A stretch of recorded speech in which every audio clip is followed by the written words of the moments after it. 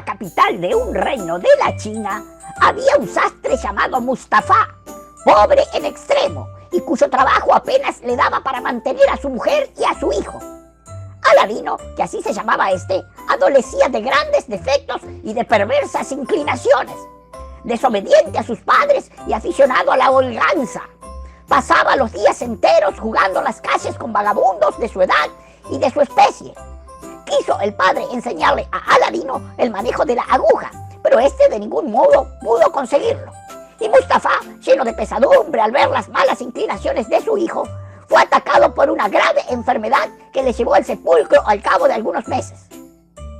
La madre de Aladino, que conocía la inutilidad del joven y oposición a ejercer el oficio de su padre, vendió la tienda y con su importe y el de su trabajo de hilar algodón, esperaba pasar una vida modesta pero tranquila. Con la muerte de Mustafa, desapareció el único freno que alguna que otra vez contenía a Aladino en sus depravadas aficiones. Y a los 15 años era el muchacho más travieso y pervertido de la ciudad.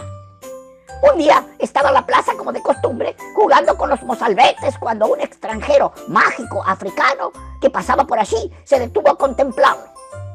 Tras informarse por sus compañeros de su nombre y de quién era, lo llamó aparte y le dijo: «Muchacho, ¿no serás por ventura el hijo de Mustafa el sastre?» «Sí, señor», respondió el joven, «pero mi padre murió hace tiempo». Al oír estas palabras, el mago africano se arrojó al cuello de Aladino y se puso a llorar desconsoladamente. El muchacho le preguntó la causa de su aflicción y entonces el hechicero le dijo que reconociese en él a su tío, pues era hermano del difunto Mustafa. «¡Oh, qué gran desgracia!», exclamó, cuando esperaba verlo, tras largos años de ausencia y un penoso viaje, recibir la noticia de su muerte.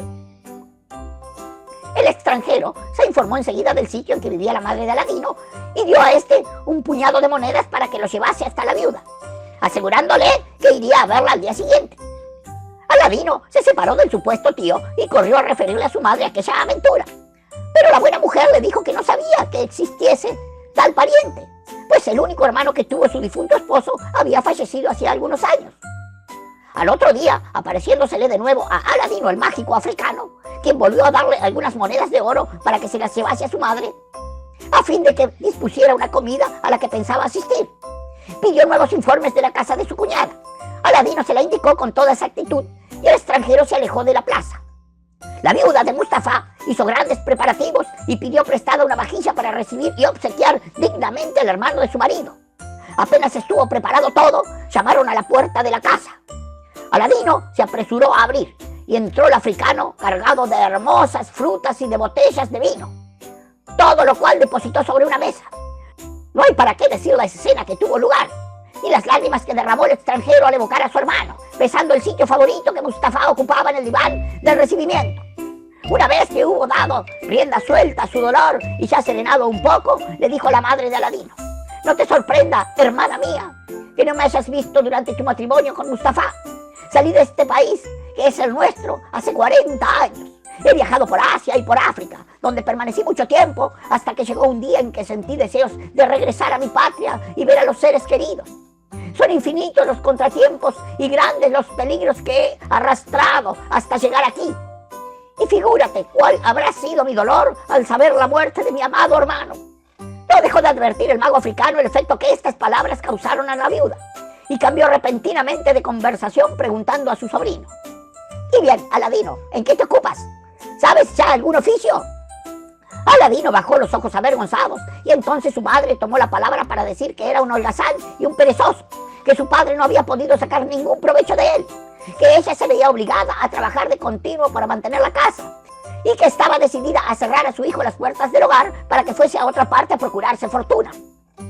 «No te comportas razonablemente, Aladino», dijo el africano, mientras la pobre viuda lloraba copiosamente. «Hay muchas ocupaciones y diversos oficios. Si el de tu padre te disgusta, elige otro, como el de comerciante, por ejemplo. Si lo aceptas, estoy dispuesto a ponerte al frente de una tienda de ricas telas. Con el dinero que ganes, puedes comprar otros géneros y de esta manera, con paciencia, honradez y trabajo, reunirás una fortuna que ha de librarte de la miseria». Esta proposición halagó el amor propio de Aladino, quien se apresuró a aceptar la promesa del africano, que le ofreció establecer la tienda en el corto plazo de 2 días. La viuda de Mustafa, al ver el bien que iba a dispensar a su sobrino, ya no dudó que el mágico fuese hermano del difunto. Retiróse una vez terminada la comida, y al día siguiente llevó a Aladino a casa de un mercader de ropas hechas para que vistiese el joven con el más rico de los trajes. Cuando Aladino se vio tan lujosamente vestido, no tuvo palabras bastantes para expresar su gratitud al hechicero. Este lo llevó consigo a casa de los mercaderes más ricos de la ciudad para que lo conociesen, y a continuación lo condujo a las mezquitas y a aquellas dependencias del palacio del sultán a las cuales tenía libre acceso al público. Por último le hizo entrar en el khan o posada, donde tenía su habitación, y después de obsequiar una largueza a su sobrino, lo acompañó a su casa. Grande fue el gozo de la viuda al ver a su hijo vestido de aquella suerte, y bendijo 1000 y 1000 veces al mago por su generosidad, asegurándole que Aladino sabría corresponder a ella. El africano aplazó un día más el establecimiento de la tienda prometida, bajo pretexto de que el viernes estaban todas cerradas. Pero añadió que aprovecharía esta circunstancia para pasear con Aladino por los jardines de la ciudad, a fin de que se acostumbrara al trato de la alta sociedad. Así se convino, con gran contento del joven, que lleno de impaciencia se vistió muy de mañana al día siguiente, y al ver al africano corrió apresuradamente a reunirse a él. «Vamos, hijo mío», le dijo a Aladino, «hoy quiero que veas lo más notable de los alrededores de la ciudad». Salieron por una puerta que conducía a un paraje poblado de magníficos palacios y pintorescos jardines. Llegados al vergel más bello de todos, tomaron asiento al borde de un gran estanque para descansar un momento. El astuto africano sacó de un ancho bolsillo frutas y pasteles que compartió con Aladino, y tras el pequeño refrigerio continuaron andando hasta llegar cerca de una de las altas y escarpadas montañas. «¿A dónde vamos, querido tío?», preguntó el muchacho con cierta inquietud. «Si seguimos, creo que no tendré fuerzas para volver a la ciudad». «Ánimo», replicó el mágico, «deseo que veas un jardín mucho más hermoso que cuantos hemos dejado atrás, y ya queda poco camino. Cuando estés allí, olvidarás las fatigas de la marcha». El joven se dejó persuadir, y llegando a un paraje situado entre dos montañas de mediana altura divididas por una cañada de corta extensión, paraje elegido por el mago para llevar a efecto al gran designio que le había impulsado a ir desde el fondo del África hasta la China. «Quedémonos aquí», dijo el hechicero, «ahora verás cosas extraordinarias».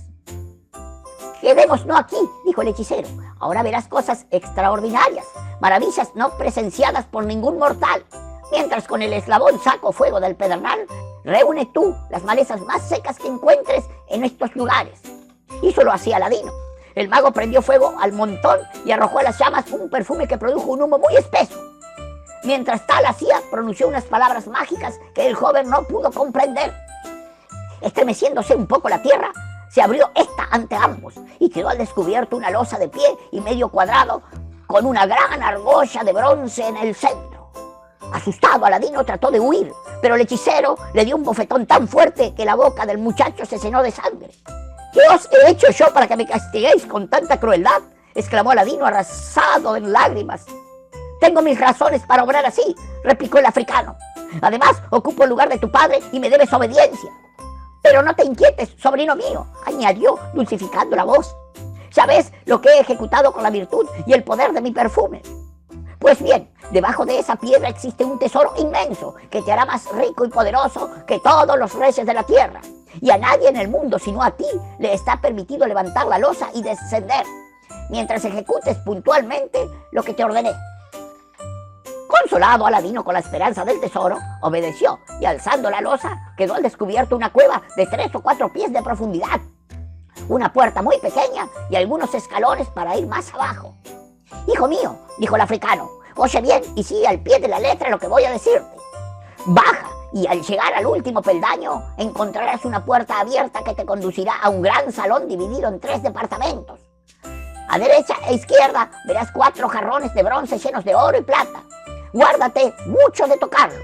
Antes de entrar en la primera sala, cuida de recoger y ceñir el traje a tu cuerpo de modo que no roce ni los objetos que encuentres ni las paredes, pues de lo contrario morirás instantáneamente. Atraviesa sin detenerte las 3 salas, al final de la última de las cuales hallarás una puerta y luego un hermoso jardín con árboles cargados de frutos. Cruza este jardín por un camino que te conducirá a una escalera de 50 peldaños.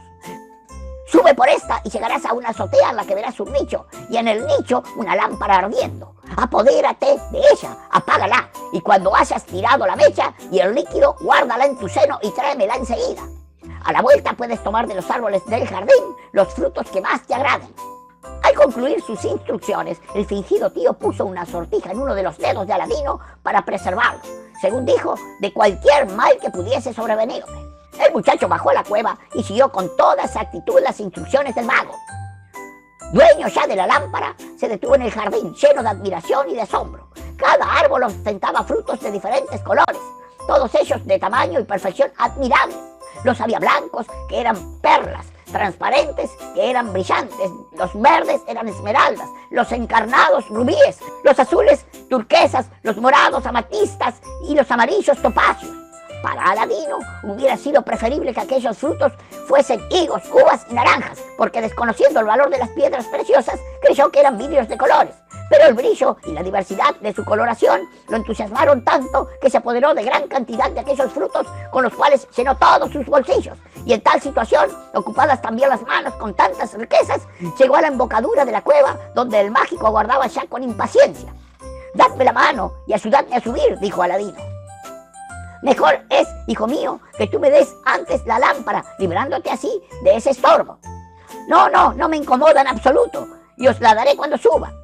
El africano se empeñó en recibir la lámpara, pero Aladino se obstinó en su negativa porque, para dársela, le era preciso sacar ante las joyas magníficas de que estaba cargado.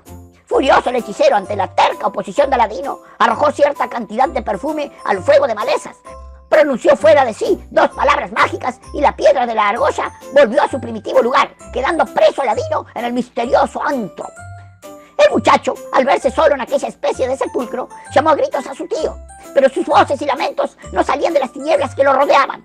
Aladino tentó por todas partes con ánimo de volver al jardín y a la azotea, pero no encontró salida alguna, y redoblando sus quejas y su llanto, se echó al pie de la escalera a esperar la muerte. 2 días estuvo allí sin comer ni beber. Al tercero, y cuando dirigía una plegaria a Dios, frotó con una mano el anillo que el mágico le había puesto en la otra, y de repente se le apareció un genio colosal que dirigió a Aladino estas palabras: «¿Qué es lo que deseas? Heme aquí dispuesto a obedecer tus órdenes como el más humilde de los esclavos».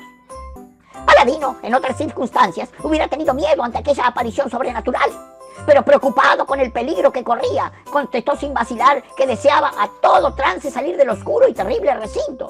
Apenas hubo manifestado su deseo, el joven se vio al aire libre. Escaso de fuerzas y dando gracias al cielo por verse libre de tan dura cárcel, regresó penosamente a la ciudad y llegó a la casa de su madre. La pobre mujer, que consideraba muerto a su hijo, se entregó a los transportes de la mayor alegría. Siguiendo los consejos de su madre, Aladino se alimentó y bebió poco a poco para no perjudicar su salud en aquel estado de endeblez. Cuando tuvo algo repuesto, comenzó el relato de su aventura, de la que no omitió ni la más mínima circunstancia. La viuda de Mustafá, en sus arrebatos de amor materno, se deshizo en injurias y denuestos contra el bárbaro impostor que había atentado de aquel modo contra la vida de su hijo. Después suplicó a Aladino que se acostase y descansara de las penalidades que había sufrido. Así lo hizo, mientras la viuda colocó en un rincón del diván las piedras preciosas cuyo valor desconocía, lo mismo que su hijo, creyendo ambos que eran vidrios de colores. Aladino se despertó muy tarde al día siguiente, pidió de almorzar y su madre le dijo que se habían agotado en la casa las provisiones, pero que iba a hilar un poco de algodón y a venderlo al momento para procurarse algunas monedas. «No», replicó Aladino, «no quiero que trabajéis hoy, madre mía. Dadme la lámpara que traje ayer, la venderé y con el dinero que obtenga podremos comer hoy». «Aquí está la lámpara», contestó la viuda, «pero la limpiaré un poco para que saques mejor partido de ella». Había empezado a limpiarla con agua y arena cuando de improviso apareció el genio. «¿Qué es lo que deseáis?», exclamó con formidable acento. La buena mujer, sobrecogida de terror, cayó al suelo desmayada. Pero el joven, acostumbrado ya a aquella clase de espectáculos, se apoderó de la lámpara y dijo en tono firme y resuelto: «Tengo hambre, dame de comer». Desapareció el genio un instante y apareció cargado con ricos manjares en bandejas y vasos de oro y plata que depositó sobre la mesa, marchándose después tan repentinamente como había venido. El muchacho se ocupó ante todo de socorrer a su madre y luego que lo hubo conseguido, rociándole el rostro con agua fría, le invitó a gozar de las ricas viandas. Grande fue la admiración de la viuda del sastre al ver aquellos platos de los que se exhalaba un apetitoso olor, e hizo varias preguntas a su hijo, que éste prometió satisfacer al concluir el almuerzo. Terminado Aladino refirió a su madre lo ocurrido con el genio mientras estaba desmayada, y la buena mujer, que nada comprendía de genios y apariciones, rogó a su hijo que vendiera la lámpara y el anillo para no tener trato con unos genios que seguramente eran demonios. Opúsose a ello Aladino, fundando que en dichos seres podían proporcionarles cuanto quisiesen en el mundo. Dijo, y con razón, que el mágico no hubiera emprendido su viaje desde África sin conocer de antemano el maravilloso poder de la lámpara, y que sin el anillo no le hubiese sido posible salir del oscuro subterráneo. Lo que sí ofreció a su madre fue guardar cuidadosamente ambos objetos, y no hacer uso de ellos sino en caso de perentoria necesidad. Convencida por la fuerza de estas razones, la viuda se sometió al parecer de Aladino, decidida a no meterse en lo que pudiera ocurrir a consecuencia de la determinación de su hijo.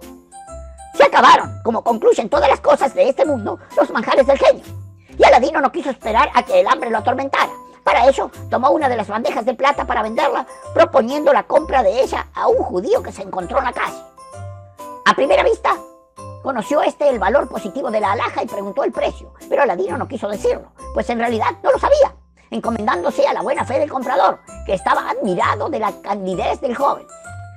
Por si acaso era ignorancia, sacó el judío para probarlo una moneda de oro de su bolsillo, moneda que representaba la 60ª parte del valor de la fuente.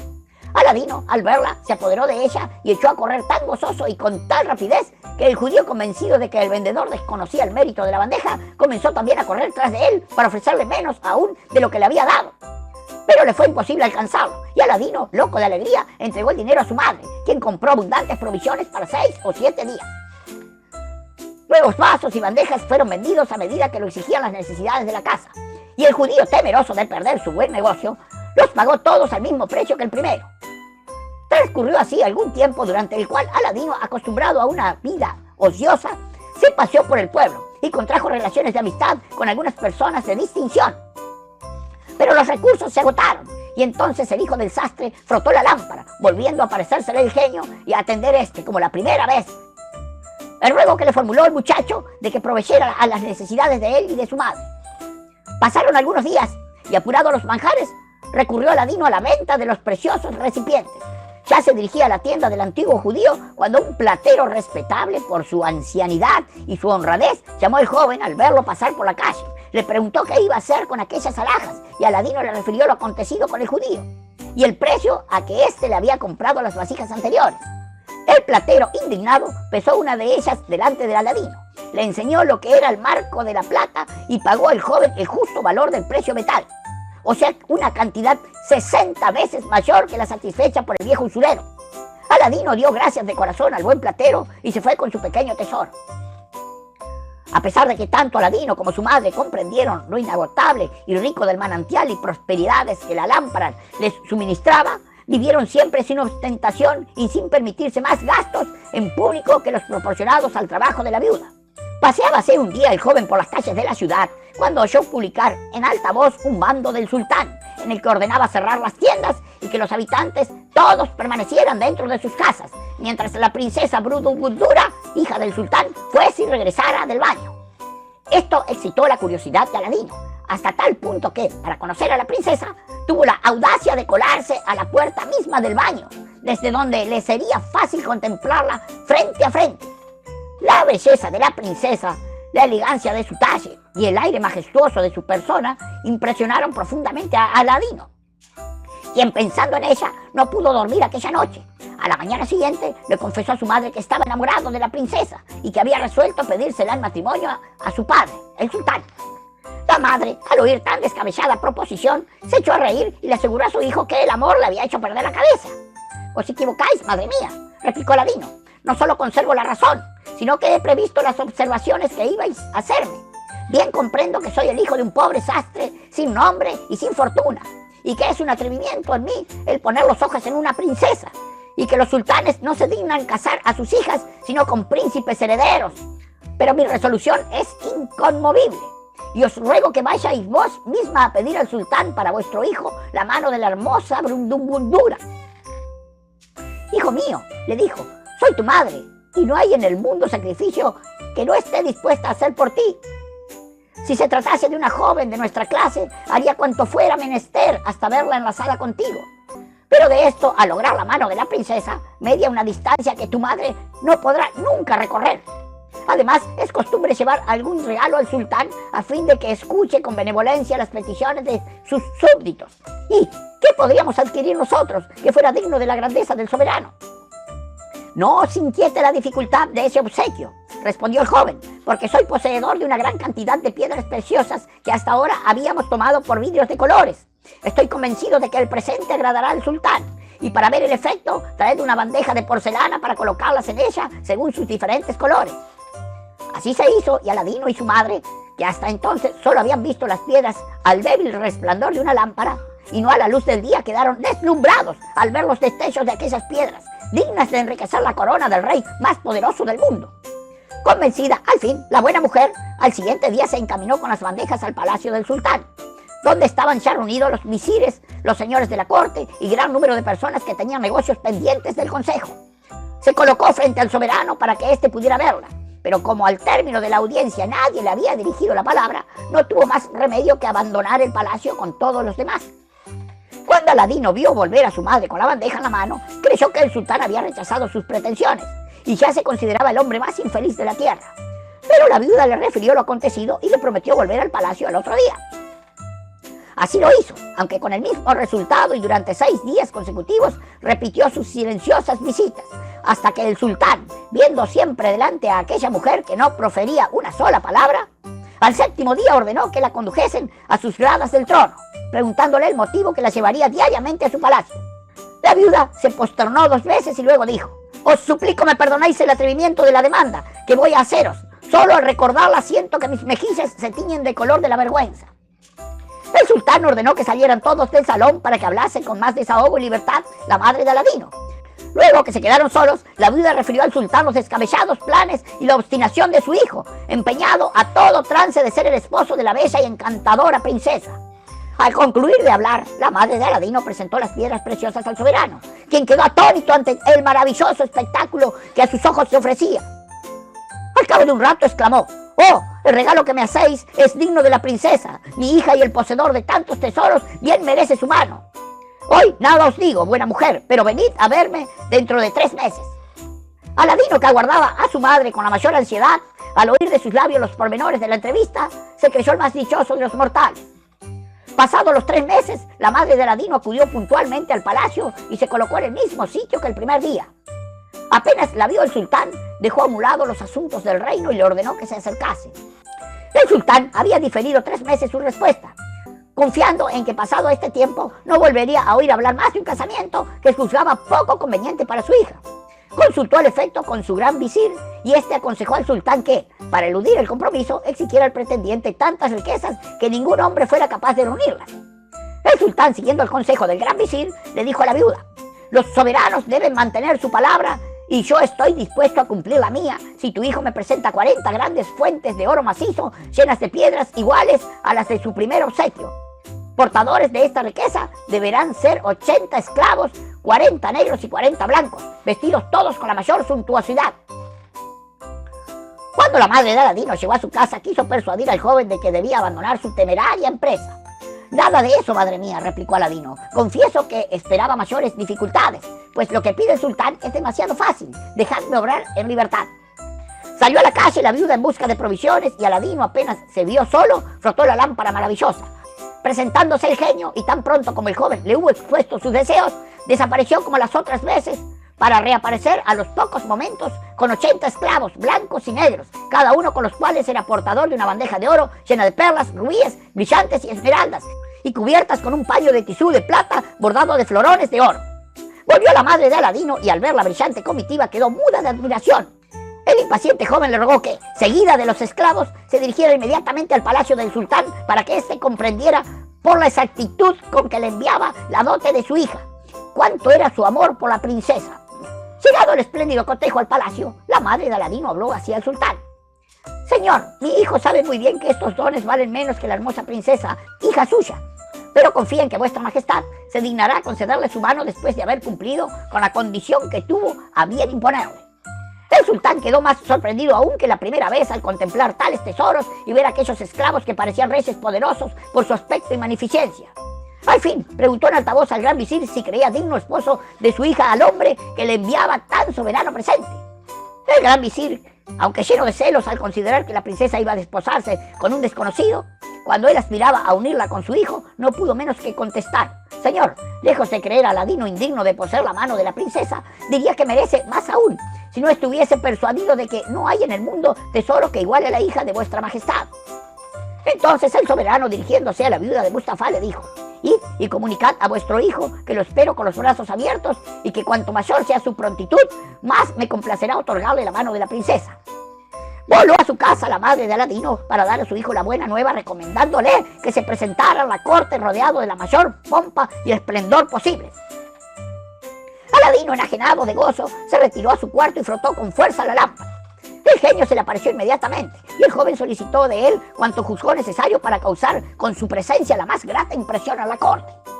A los pocos momentos, Aladino era dueño de todo lo que quería. Montó en el soberbio alazán que le había traído el genio y, acompañado de brillantísimo cortejo, se dirigió al palacio del sultán. Iban delante 20 esclavos arrojando al pueblo puñados de monedas de oro y otros detrás que servían de rica y vistosa escolta al sin igual jinete, quien, en un momento, se atrajo las miradas y las bendiciones de toda la ciudad asombrada de tanta munificencia. Llegado que fue al palacio, el continente y la gallardía de Aladino agradaron tanto al sultán que bajó los escalones del trono para recibirlo e impedir que se postergase. Lejos de esto, abrazó al joven en testimonio de amistad y sentándolo a su lado le habló así: Hijo mío, no hay para mí honra mayor que la de conceder la mano de mi hija a tan cumplido caballero, y no cambiaría este placer por la posesión de todos mis tesoros unidos con los vuestros. Enseguida, y a los acordes de una música melodiosa, pasaron a otro salón, donde el sultán comió con Aladino en presencia de los señores y dignatarios de la corte, admirados a semejanza del sultán de ver el talento con que el joven sostenía la conversación de su soberano. Este ordenó que el casamiento se verificara aquel mismo día, pero el afortunado joven rogó al monarca que aplazase la ceremonia algunos días, pues durante ellos quería hacer construir un palacio digno de la belleza de su hija. Accedió a ello el sultán, otorgándole los terrenos que necesitase frente a su propio palacio, con lo cual terminó la conferencia de aquel memorable día. Aladino regresó a su casa con la misma ostentación y entre iguales aclamaciones que había salido de ella. Y cuando se vio solo en su habitación, llamó al genio y le pidió que edificara frente al palacio del sultán otro palacio que lo superase en magnificencia, dejando a su capricho la elección de los materiales. No obstante, añadió, desearía que en lo más alto del palacio fabricases un gran salón con su cúpula de 4 fases iguales, cimentadas en plata y oro macizos, y en cada una de ellas 3 ventanas, cuyas celosías, a excepción de una que deberá ser imperfecta, ostentarán transparentes y dibujos hechos con piedras preciosas, de tal suerte y con tanto arte que sean la admiración de cuantos la contemplen. Quiero, además, que el palacio tenga patios extensos, frondosos, jardines y, sobre todo, un sitio que me indicarás lleno de monedas de oro y plata. Al día siguiente, cuando estuvo concluido el palacio, Aladino le pidió al genio que colocase una alfombra de terciopelo desde la habitación de la princesa hasta la puerta de la morada de su padre. El genio obedeció la orden con la rapidez de un relámpago y desapareció después de acompañar a Aladino a su casa. Entonces este hizo que su madre vistiese un rico traje para ir al palacio del sultán y acompañar aquella noche a la princesa, luego que estuviera en disposición de trasladarse a la nueva mansión. Hijo y madre dieron un adiós a la casa que iban a dejar para siempre y, sin olvidar por supuesto la lámpara maravillosa, se dirigieron seguidos de esclavos y seguidores a la residencia del sultán.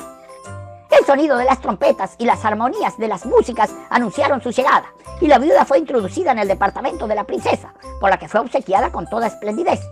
Cuando llegó la noche, la princesa, tras despedirse de su padre entre lágrimas y sollozos, se puso en marcha con la madre de Aladino, seguida de 100 esclavos vestidos con sorprendente magnificencia. Una inmensa muchedumbre acudió a aclamar a la princesa, que fue recibida en el pórtico por el enamorado galán. «Princesa», le dijo este, «en nombre del amor que os profeso, perdonadme la osadía de haber aspirado a vuestra mano, pues en ello consiste toda mi felicidad».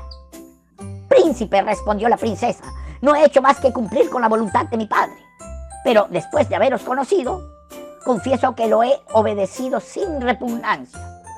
Gozoso Aladino, al oír la respuesta tan lisonjera, condujo a su esposa a la sala del festín dispuesto por el genio con la esplendidez acostumbrada.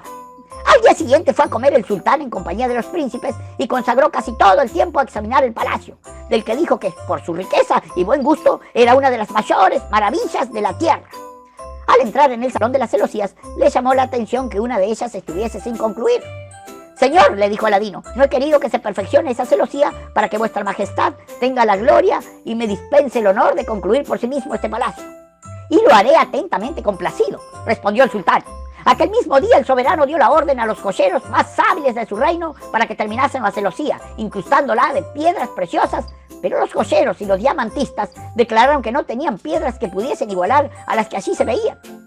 El sultán le dio entonces todas las que constituían los presentes de Aladino, y pese a que también al visir y los señores de la corte suministraron las suyas, los artífices no pudieron llegar ni aún a la mitad de la obra.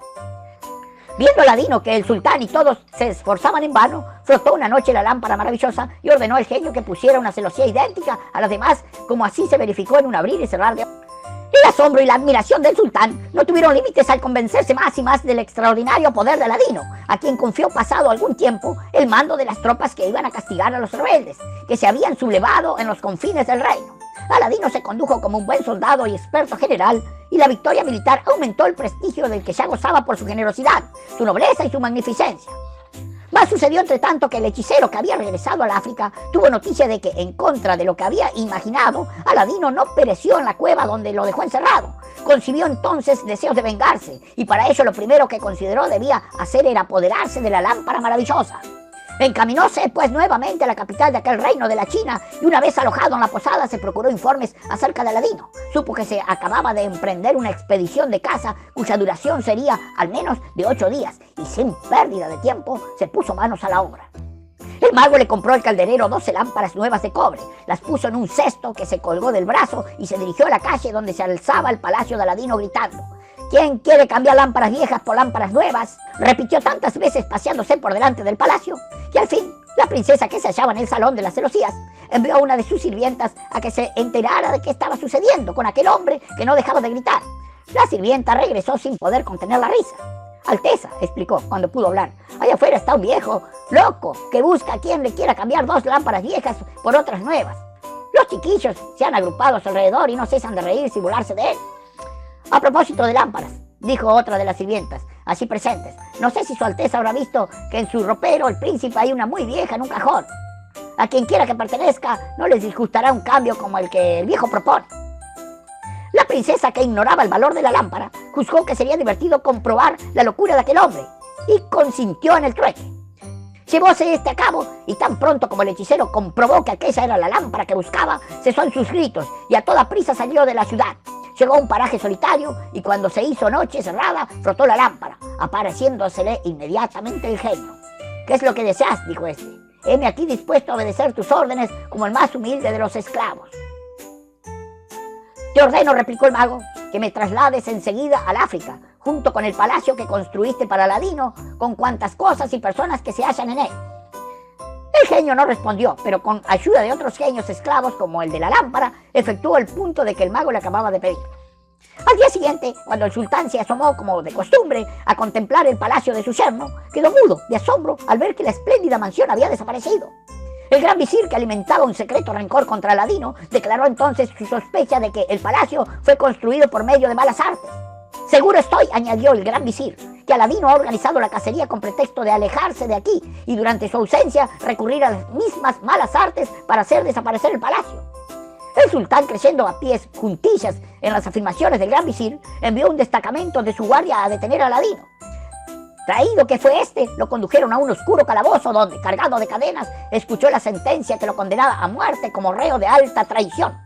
Mas el pueblo, conocida esta sentencia, empezó a manifestar su descontento, pues Aladino era muy querido de todos, y el sultán, temiendo una insurrección, se vio obligado a poner en libertad al prisionero.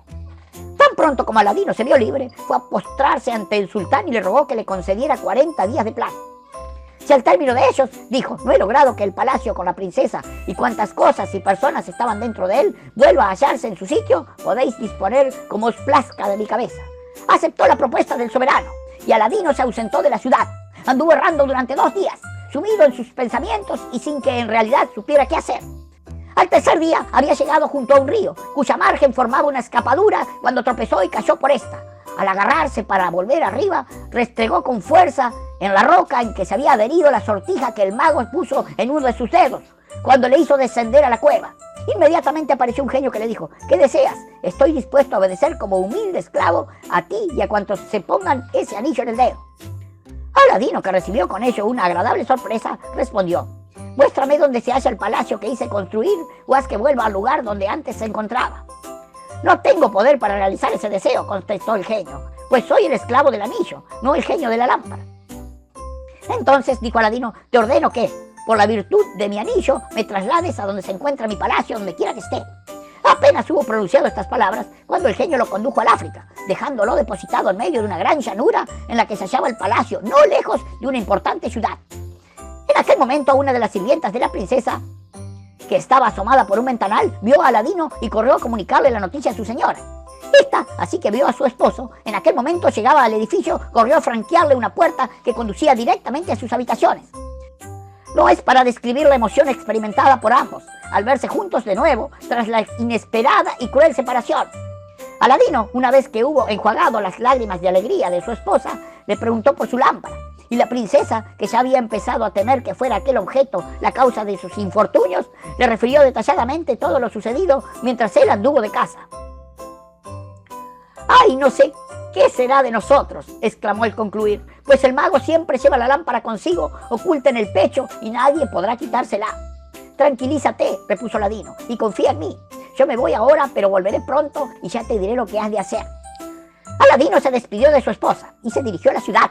En el camino encontró un pordiosero y le propuso cambiar con él el vestido, aceptando enseguida el pobre hombre, muy satisfecho con aquel trueque tan beneficioso para él. De este modo, Aladino pudo entrar en la ciudad sin infundir sospechas y adquirir en casa de un alquimista unos polvos que, disueltos en cualquier líquido y sin que fuesen notados en él, tenían la propiedad de acarrear la muerte a quien lo bebiera.